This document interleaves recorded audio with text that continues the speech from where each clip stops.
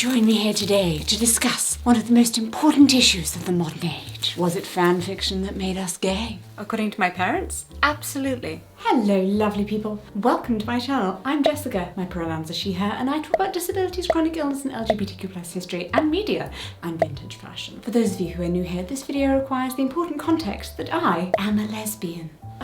Just in case you couldn't tell. And I read fan fiction. No wait, I knew that one too. Fanfiction or fanfic is fiction written about an existing piece of media, like a TV, a film, or a book. It's a way for fans to engage with a piece of media that they love. You also get fan art and other types of fan-created media. One of the reasons I love fanfic is that fanfiction is so gay. And no, it's not just me who thinks that. It's a quote from one of the respondents of research by Anna Llewellyn that was published in the Journal of Homosexuality in 2021. Which, yes, is a real academic journal. Queer fanfiction certainly meant a lot to me in the, oh, wait, we don't all fancy other girls stage. Particularly faith-centric Buffy and Faith queer Buffy the Vampire Slayer fanfiction.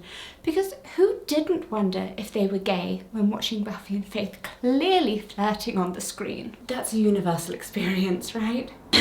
Also a good way to add in some more diverse representation to your favourite, but actually deeply problematic when you look too far into it, fandom. Hello Marauders fans, nice of you to join us.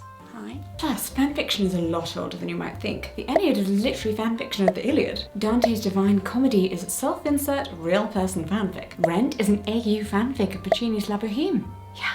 And Neil Gaiman himself describes his Hugo Award-winning short story, A Study in Emerald, as Sherlock Holmes / Lovecraft crossover fanfiction. We're not going to talk about the strangely uncomfortable Harry Styles based fanfic to movie pipeline that's been going on recently. If you aren't familiar with some of the terms I just used, or you want to know where to get the best Buffy and Faith fiction, don't worry, I've got you. The internet can be a scary place. I don't know how to make fancy things happen on a computer screen where it all rapidly spins by, reflecting my eyeballs as the camera slowly gets closer and closer and closer and closer.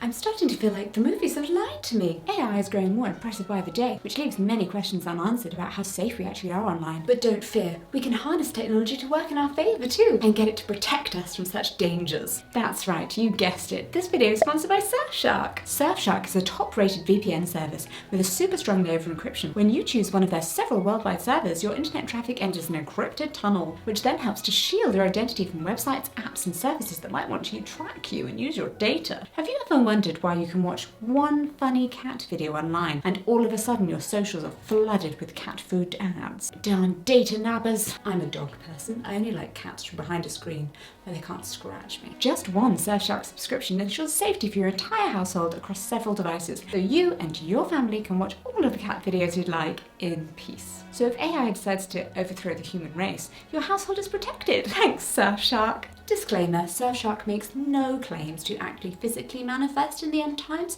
and lead you through the woodland away from the robots. That's not what a VPN does. Surfshark have generously offered my viewers a coupon code for an extra 4 months free on sign up. To ensure your privacy today, simply head to surfshark.deals/Jessica, click the link in the description or scan the QR code on screen now and enter the code Jessica. You have my permission to pause the video and return once you know that you're protected from the AI race. I'll be waiting.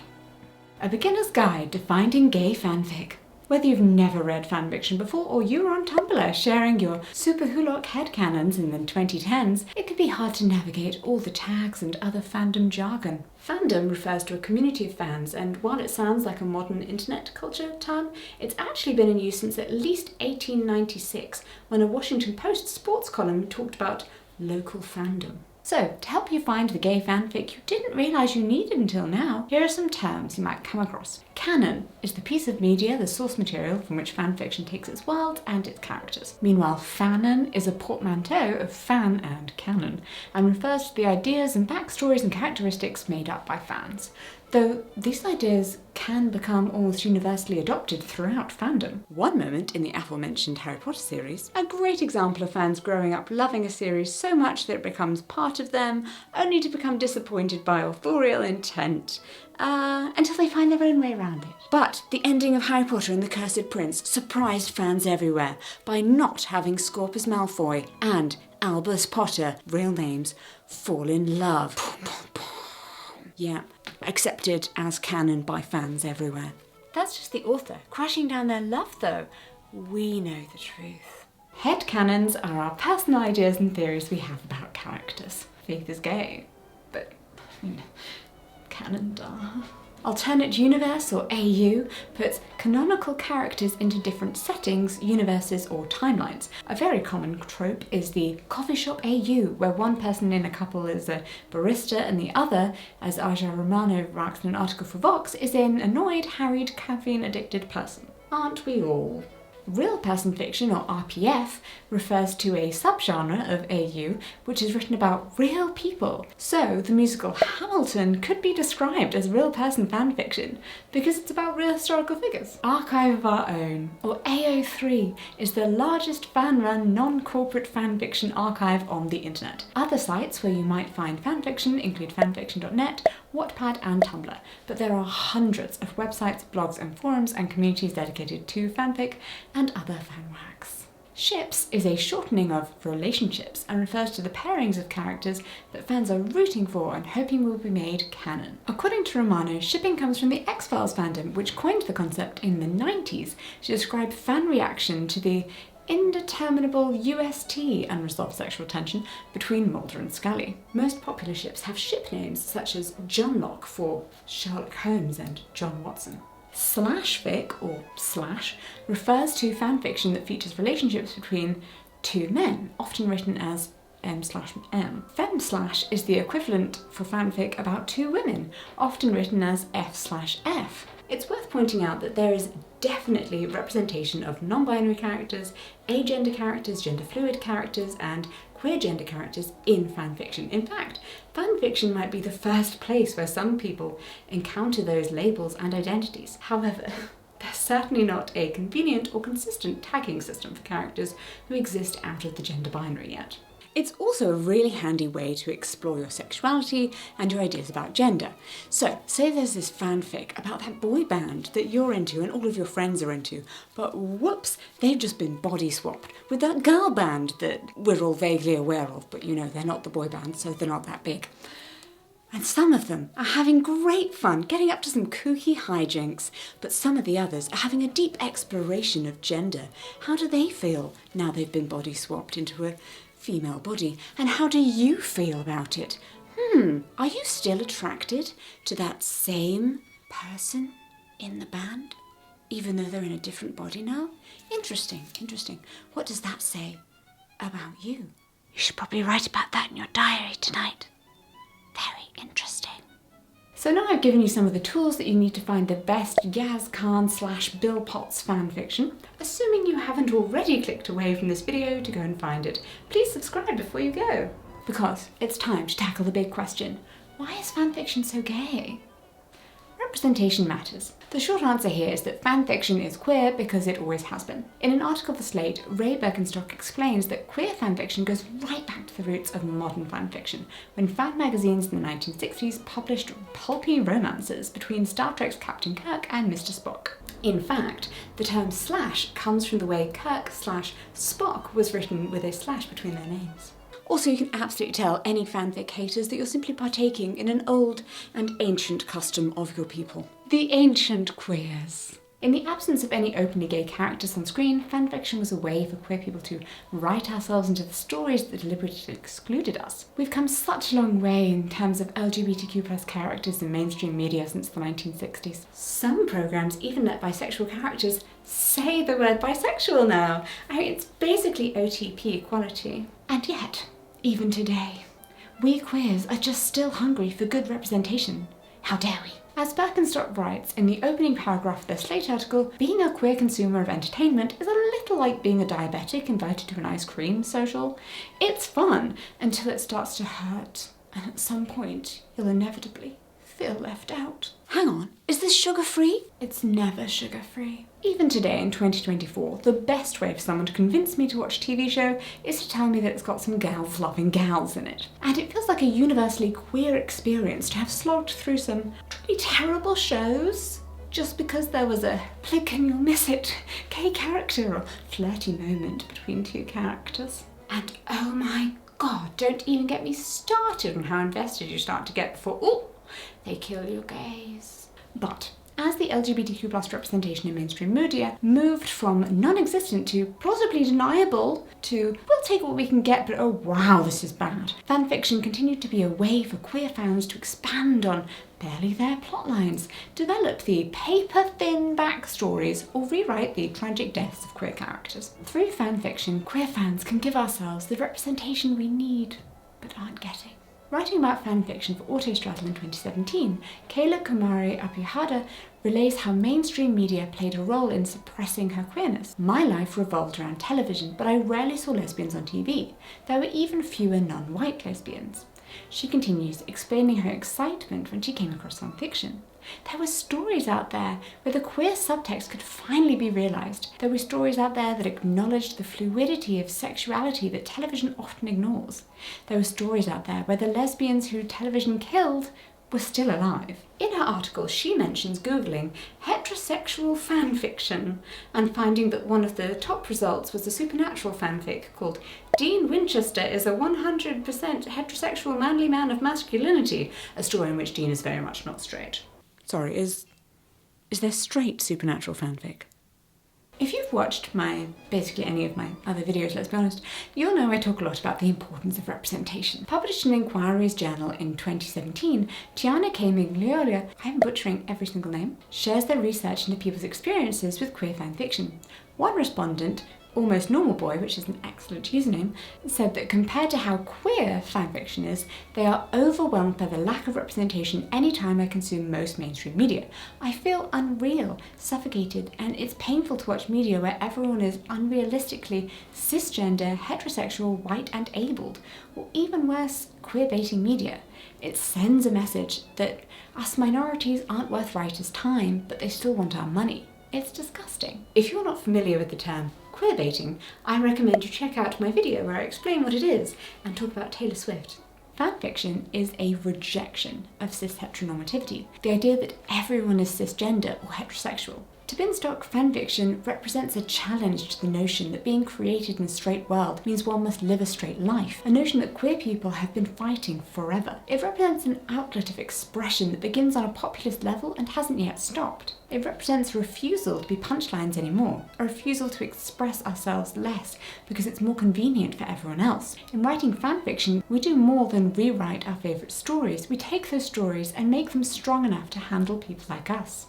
In fanfiction, queer characters can be fully developed and experience love and romance and are happily ever after. Stories can be set in worlds where homophobia doesn't exist, and queer stories can go beyond struggling with discrimination or other LGBTQ+ issues. Our identities don't have to be explained away or censored. They get written by us, not by a straight writer's room for a mostly straight audience. In Llewellyn's research, A Space Where Queer is Normalized, the online world in fanfiction as Heterotopias for Women Loving Women, incredible title, one of the respondents summarises this, saying that fanfiction fixes straight bullshit and makes it gayer. There are plenty of stories in which a huge cast couples up in unexpected ways, and the straight character is just the odd one out now. So yes, even 60 years since people were first publishing Kirk and Spock fanfiction in fan magazines and fanzines, queer people are still writing fanfiction to improve the queer representation mainstream media gives us, or create queer representation in the books, TV shows and films where apparently queer people are non-existent. We've got some good queer shows now, undoubtedly, on streaming platforms and other places that are equally out of the way. It's just that the mainstream representation feels a little bit lacking. Number of times Loki is sexually or gender fluid in official MCU canon? 2. Number of times Loki is anything other than cishet in fanfiction?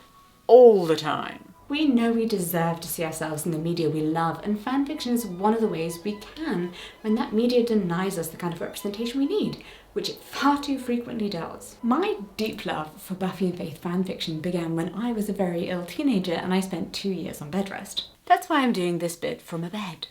I couldn't leave my house for socialisation with friends, I couldn't stay awake for very long, and I was in too much pain to sit up half the time. But I had this wonderful connection to the outside world, stories that updated in chapters and thus made me hang on and keep going because I had to see how it ended. I didn't have enough energy to invest in new characters constantly, but here were characters I knew and understood just in different situations. And even better, every single story had at its core a girl whose life seemed like it had gone wrong, but she still managed to be loved by a girl she saw as perfect. Excellent queer representation every single time, and occasionally stories would drop in some great disability representation. In this one, she's lost her hearing, this one she's lost the use of her legs, and oh, she's in a coma again. She's still lovable. She still gets a happy ending. And if she doesn't, well, I could just read the next story.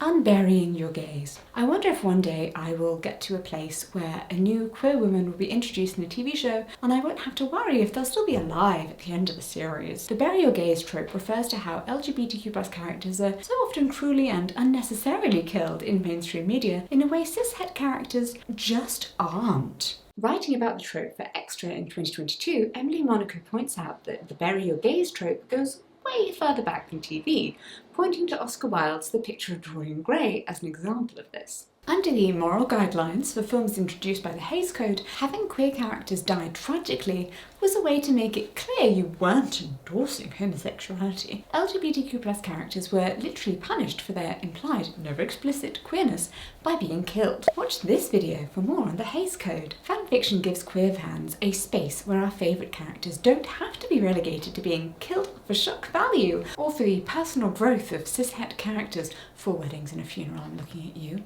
As part of a centuries-old homophobia that tells us gay people don't get happy endings, we're just part of the straight character's journey. Fanfiction has long been a way in which queer fans unburied gay characters by diverging from canon and writing the lives and happy endings of LGBTQ+ characters who were denied the chance to see on screen. And there are so many of them. Autostraddle has a list of 235 dead lesbian and bisexual characters on TV and how they died, which is honestly heartbreaking to read. I am still bruised from killing Eve, and I will cry if we start talking about it. So instead, in one of the most infamous bury your gaze moments of TV in the last few years, Lexa from the 100 was killed by a stray bullet right after she and Clark Griffin had a deeply intimate moment of connection where they talk about their feelings for each other and sleep together.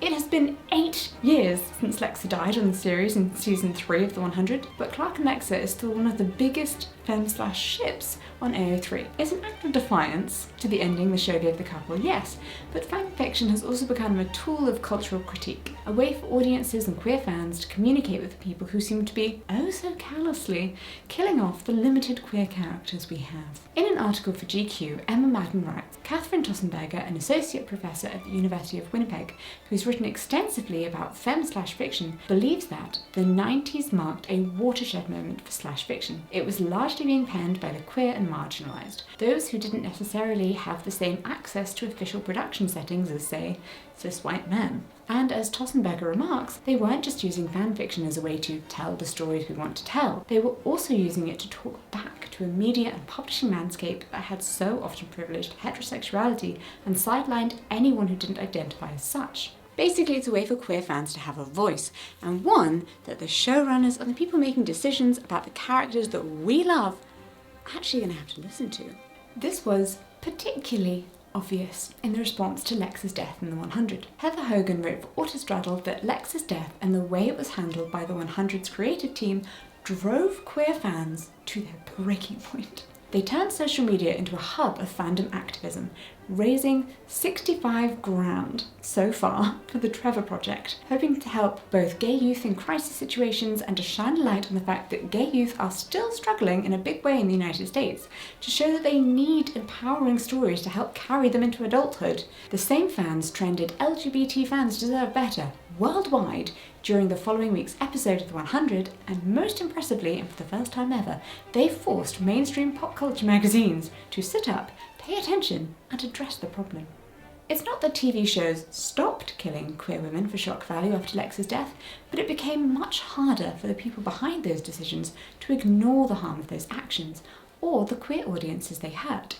Hogan adds that in 2013 the series creator had called her infantile for pushing back against his decision to kill a beloved lesbian character. The days of white male showrunners being able to talk to queer female fans and critics like that are over. And even now, there are still hundreds of fans writing fanfiction, creating fan art, and rewriting Clark and Lex's story to give us that ending that was teased, hinted at, and then cruelly taken away. The ending we deserve. Of course, fanfiction as a way for queer fans to speak to showrunners and writers goes back much further. Did you know that the producers of Xena Warrior Princess brought in fan/slash writer Melissa Good to pen 2 episodes of the show, which, as Madden puts it in How Queer Fandom Took Control of Our TV, pushed Xena and Gabrielle's implicit queer relationship ever so gently from subtext into text. This feels like a good time to mention if anyone wants to hire me to help write a Doctor Who spin-off series about Madame Vastra and Jenny Flint. I just want to make it clear that I'm available for that. Also Kim Possible and Shigo, that's potentially more niche. It can be exhausting watching the incredibly slow pace of progress when it comes to LGBTQ+ representation in mainstream media, and fanfiction has become part of how fans deal with that, and even influence what that progress should look like. As Birkenstock writes in Why Do Queer People Write Fanfiction to See Themselves in Mainstream Culture, it's easy to trivialise, but the fact is that fanfiction is one of the few outlets that an increasingly frustrated queer audience has to engage with material that refuses to engage with them. We've established that fanfiction is very, very gay. But again, to my mind, one of the most incredible things about fanfiction is how it has created spaces where people can explore their gender or sexuality or find queer community and friends that they might not have had access to in real life. And what is more gay than 2 people meeting on the forums of a fanfiction site they both love, reading each other's work, flirting, beginning to date long distance, falling in love, moving countries to live together and get married? I'm aware of at least 2 couples who did this, so tag yourself in the comments because there are definitely more.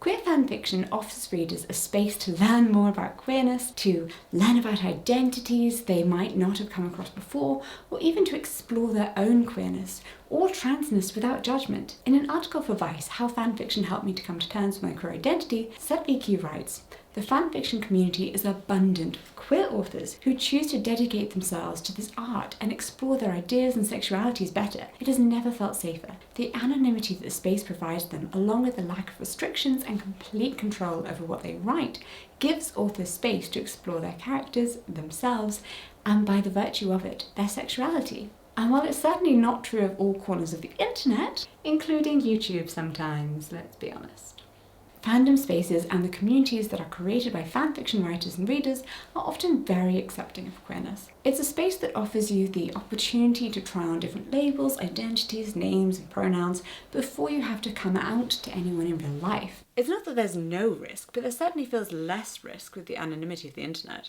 Leica Kelly summarises all of this in a piece for The Artifice. Fanfiction, being innately participative, can be a platform that represents the queer rather than condemns, and introduces awareness of the dimensions of sexuality that's often inhibited by the mainstream media. Fanfiction validates breaking canon media to allow self-expression that encourages discovery of one's sexual identity. Fanfiction also allows queer characters to exist in spaces outside of the typical stereotypes that we see when LGBTQ+ people are represented in mainstream media. Oh look, we can be things other than the gay best friend. Did you know? Does anyone else play Signs This Queer Character was written by a straight person when watching TV shows or films? Through fanfiction, we can explore who we are as queer people outside of just being gay, who we might be interested in outside of their gender. Do I like bad boys? Wait, do I like nerds? Do I want to read exclusively fanfiction where the characters I love are depicted as nerdy butchers? Or my teenage type, skater girls with an edge who are probably straight, but gay for me. A hyper-girly, goody two-shoes. They're a rare breed, those girls. It's not an exaggeration to say that there are hundreds of thousands of stories about how fanfiction has helped people to embrace their queerness. In Seth Viki's article, they quote a fanfiction writer, Blue, who says, "I've often wondered if I would have realised I was asexual sooner if I just read more stories about characters on the asexual spectrum. It took until my mid-20s for me to properly realise I was ace. I, in turn, hope that my stories will help other people sort out their own identities." And the aspect of community is vital too. As Magnolia highlights in Harry Potter is Gay, an investigation of queer fan culture, one respondent to their research, Julia, said that Feeling that you're part of a community is huge. I think that the presence of these ideas in my world has done a lot to help me get over the shame, fear, and negative feelings that I've attached to my sexual and gender identities over the years. It is seriously amazing to read how much queer fanfiction has helped people to explore themselves, though it also makes me wish that mainstream media would do more to make that normalization of queerness more accessible. And yet, a common criticism of fanfiction is that the prevalence of fics about queer men, who we don't think of as being the people writing or reading these stories, means that both writers and readers are fetishizing gay male sexuality. This assumption that the majority of people who write and enjoy fanfiction are young, straight, cis women is simply not true. And we have the data to prove it. As Sutler Sullivan puts it for an article for Refinery 29, if readers and writers are all cis, heterosexual and otherwise adhering to mainstream ideas of womanhood, the fixation on queer men can raise questions about voyeurism and fetishization. Changes when slash is understood as something that queer people also use to explore sex and desire outside the mainstream. This was highlighted by some of the comments on lesbian media enthusiast Aria Veltz's TikTok about why so much fanfiction is about romantic relationships between queer men.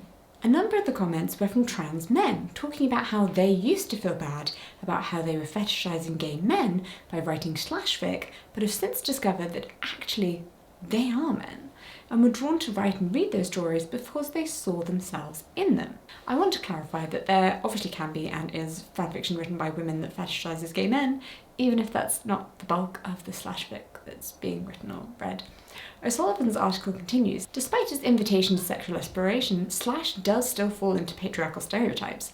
It tends to focus on just the parts of male relationships that outsiders judge to be the most important, rather than actually relaying how queer men have sex, and the romance is often re-heterosexualized as well. Who is the man and who is the woman in the relationship? Well, that's not how gay romance works, but it really is in some fanfictions. But all of this leaves us with another interesting question, because if straight people aren't writing or reading slash fiction as a fetishization of queer men, why are they drawn to it? Why do so many straight people read gay fanfiction? Regardless of who's writing fanfiction, it feels like slash fic by far outnumbers the fanfiction about cis-het couples, at least on platforms like AO3 and Tumblr. On AO3, Centre of the Delights found out that out of the 100 most popular ships in 2023 in terms of new fics added during that year, 58 were M/M pairings. I am fascinated by why so many straight women read and write queer fanfiction, and the answer lies in, surprise surprise, the heteropatriarchy. Let's take a minute to wave goodbye to all of the people who leave comments to tell me that they were really enjoying my videos since I started talking about sexism or heteronormativity. Surprised you made it this far. Just FYI, I am very much of the opinion that fanfiction cannot be separated from the politics and oppression of the society in which it is created. Even the choice to write fanfic set in a world where homophobia and transphobia doesn't exist is a reflection of the role fanfiction places in creating escapism for LGBTQ+ fans. It's fascinating when you think about it. Did you know that the Bechdel test was created in 1985 by Alison Bechdel in her comic strip Dykes to Watch Out For? Yes. The creator of perhaps the best known criteria for feminist analysis of media was a lesbian. We're everywhere. In a 2023 interview in The Observer, Bechdel made it clear that it was intended to be a joke, never something that was used to gauge how feminist films are in other media. However, when asked if it was dismaying that so many films continue to fail the test, she said, "What's really dismaying now is the way so many movies cynically try to make shortcuts and feature strong female characters, but they just have the veneer of strength, and they're still not fully developed characters." This speaks to one of the reasons M/M fanfic is so appealing to straight women, rather than underdeveloped female characters, who are still far too often one-dimensional love interests for the male characters in mainstream media. The men we see on the screen and page have fleshed out backstories and personalities. They're allowed to be interesting, nuanced people with complex relationships and other people, and most often interacting with other male characters who also have interesting backstories. Wow. You can see how all of this leads perfectly to people writing fanfiction about these men having relationships with other men, right? And quite frankly, while there are plenty of people behind these TV shows who tell fans off for not letting two men just be friends, when there is more depth in, because, misogyny, then it's hardly surprising that audiences read love and even romance into those relationships, and sometimes it feels like that queer reading is blatantly there in the subtext of their interactions. You're thinking about Steve and Bucky right now too, aren't you? Yeah? No? Just me? Just me? No, you were as well? Okay, good, good.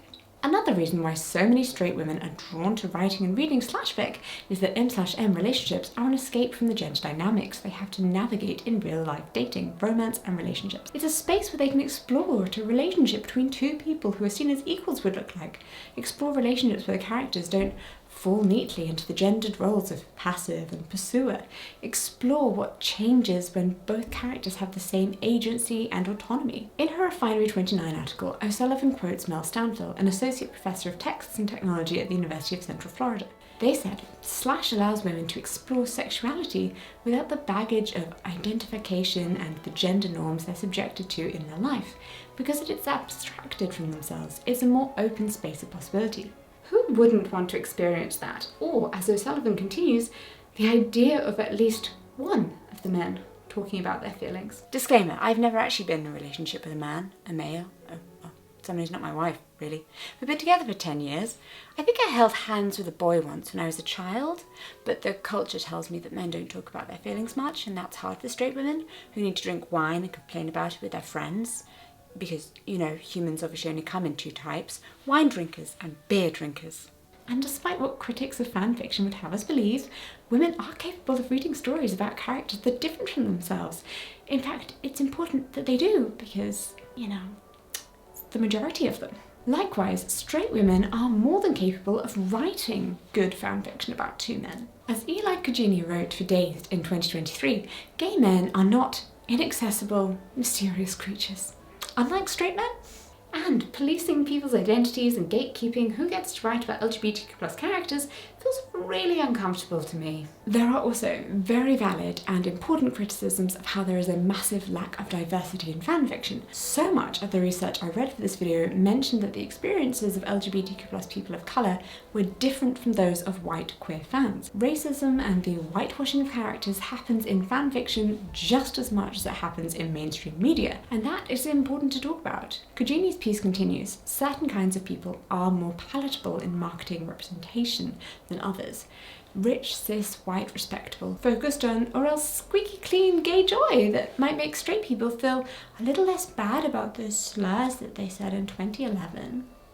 And talking about the kinds of representation that LGBTQ+ people are allowed brings up another very important question. If fanfiction is so queer, why is there so little F/F fanfiction? Where is all the femslash? Compared to the amount of fanfiction about two men falling in love, there is much less about two women falling in love. And unsurprisingly, it's even harder to find fanfiction about trans, non-binary, agender and intersex characters, though it definitely does exist. Going back to the centre of these delights data about the most popular ships on AO3, only 8 of the 100 most popular ships in 2023 in terms of news stories added were fem/slash pairing. The top pairings in fem/slash are all much less popular than m/m ships, and it can be frustratingly hard to find good fanfiction about queer women. Anyone else relate to the experience of scrolling through pages and pages and pages of fem/slash fiction, skipping the sex scenes and searching for the sweet, cute, romantic interactions between couples that just didn't exist between two women anywhere else? Mainstream media undoubtedly plays a role in this because it not only gives us less developed female characters in general, but also many less canonically queer women. According to Centre of These Delights data, the top 5 fem/slash couples in AO3 in 2023, by their total number of stories on the platform, were Cara Danvers / Lena Luthor, Lena? Supergirl, Regina Mills / Emma Swan from Once Upon a Time, Clark Griffin / Lexa from The 100, still going strong, Amity Blight / Lux Nacida from The Owl House, and Adora / Catra from She-Ra and the Princess of the Power. 2023 was the 4th year in a row where Supercorp which that's the ship name for Cara/Lena, has been the most popular fem/slash pairing on the platform. Neither they nor Swan Queen, the ship pairing for Regina Mills/Emma Swan, are canon in that the characters aren't actually romantically involved, at least explicitly, in their respective TV shows. In the case of Cara and Lena, I believe the show writers would say neither character was gay in the show either, though fans might disagree with that interpretation.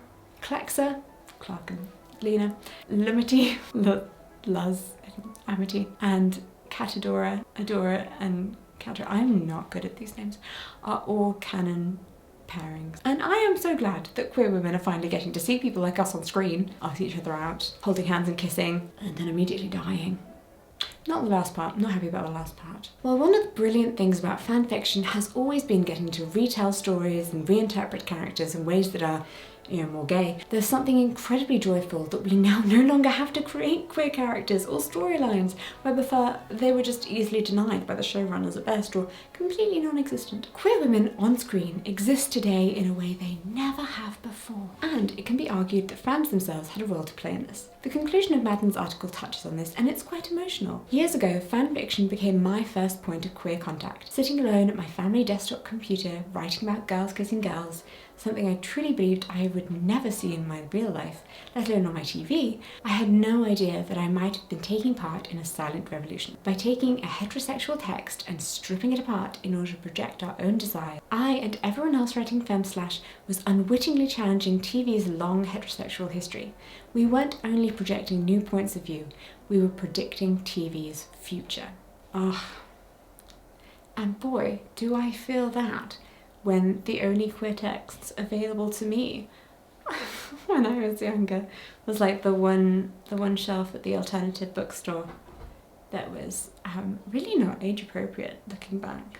Yet we still have a long way to go. We've already talked about how the bury your gays trope robs us of seeing queer women actually get happy endings, but we're also seeing TV shows that centre queer women being cancelled at an unprecedented rate. Even though the lesbians we love aren't being killed, we still don't get to see their happy endings. Anna Gavitt wrote about this trend for Paste magazine in May 2024.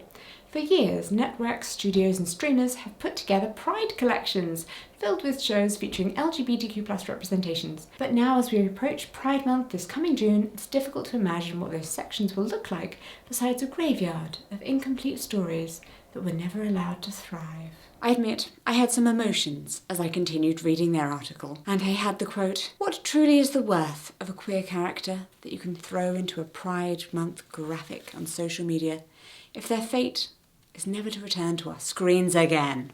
What impact does this have on fanfiction? It makes sense that lacking well-developed female characters, to say nothing of well-developed queer female characters, leads to less fanfiction about queer women. We simply don't have anything to build on. And maybe we've been burned so many times that it's hard to invest in the queer women on our screens when we'll get maybe one season, 2 at most. In Autostradle's ultimate infographic guide to dead lesbian characters on TV, Heather Hogan writes, "We need hope in stories, we need light in stories, and we need stories to work their magic in the lives of the people who would oppress and persecute us because we're gay. Stories are fatal to bigotry." Fanfiction gives us those stories when mainstream media lets us down. It always has. But honestly, the lack of fanfiction centering queer women lets us down too. And unfortunately, I still don't feel like I have a satisfying answer to where all the fem/slash is. All I've done is just highlighted how much its absence is felt, both by me personally and queer women in fandom more generally. So clearly need to get out there and write more. Should I write some Elsa Tiana fanfiction? Elsa needs someone to bring joy to her life, but Tiana probably needs someone a little more down to earth. Elsa and Mulan? No, too serious together. So, did fanfiction make us gay? I mean, a serious underlying question here, which is whether exposure to queer people or media featuring LGBTQ+ characters can make us gay. It's a debate that's been raging on for decades, even though we know the answer, which, spoiler alert, is no. And it's enraging that we're starting to explain that no, children and young people being aware that some people in the world are gay will not make them gay. Queer people aren't queer because we are broken, or because of trauma, or because we read a really good fan fiction about Anne of Green Gables realising she's in love with her bosom friend Diana when we were younger. Being LGBTQ+ is not a choice. Obviously, because being this fabulous is truly exhausting. But also there's a really simple answer here to this question. It doesn't matter.